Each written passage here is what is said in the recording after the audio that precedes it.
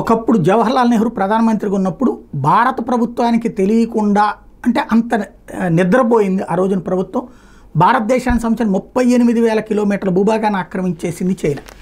ఆ తర్వాతన ఏది కొంచెం కొంచెం భూభాగం ఆక్రమించుకుంటూ వచ్చింది. ఓవరాల్గా ఇప్పటికీ వాళ్ళు ఒక 70,000 కిలోమీటర్లకు పైగా ఆక్రమించుకుని ఉంటారు. అట్లా ఆక్రమించుకున్నటువంటి ప్రదేశాలలో ఇప్పుడు గ్రామాలు కడుతున్నారు. వాస్తవంగా ఇప్పుడు పీఓజేకి ఎట్లాగో ఇప్పుడు అట్లాగే చైనా ఆక్యుపైడ్ ప్రాంతం అనాలి మనం.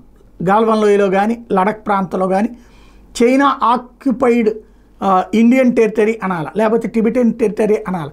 ఆ ప్రాంతాల్లో జరుగుతున్నట్టు ఇప్పుడు అట్లాంటి చోట్ల వాళ్ళు గ్రామాలు కట్టించే ప్రయత్నం చేస్తున్న వేళ భారత ప్రభుత్వం తీవ్ర అభ్యంతరం వ్యక్తం చేసింది. హోతాన్ ప్రిఫెక్చర్లో 2 కొత్త కౌంటీలను ఏర్పాటు చేస్తున్నట్టు చైనా ప్రకటించడం మీద భారత్ తీవ్ర అభ్యంతరం వ్యక్తం చేసి కేంద్రపాలిత ప్రాంతం లడాఖ్లోని భూభాగాలు ఈ కొత్త కౌంటీలో చేర్చడం మీద మండిపడింది. బీజింగ్ అక్రమంగా బలవంతంగా చేసిన ఆక్రమణలు ఈ కౌంటీలు ఏర్పాటుతో చట్టబద్ధం కాబోవని తేల్చి చెప్పింది. భారత విదేశాంగ మంత్రిత్వ శాఖ రణధీర్ జైస్వాల్ ఈ విషయం తేల్చి చెప్పారు. చైనా చర్యలు భారత సార్వభౌమత్వంపై ఎలాంటి ప్రభావం చూపవో అన్నారు. ఈ ప్రాంతంలో చైనా ఆక్రమణను మేము ఎన్నటికీ అంగీకరించలేదు. దీని మీద మా తీవ్ర అభ్యంతరాన్ని దౌత్య మార్గాల ద్వారా దేశానికి చెప్పామని జైస్వాల్ చెప్పారు. టిబెట్లో బ్రహ్మపుత్ర నది మీద ఆనకట్ట నిర్మించాలని చైనా నిర్ణయంపైన భారత్ స్పందించింది. పరిస్థితిని గమనిస్తున్నాం, ఈ విషయంలో దేశ ప్రయోజనాలు కాపాడేందుకు అన్ని చర్యలు తీసుకుంటున్నామని చెప్పారు.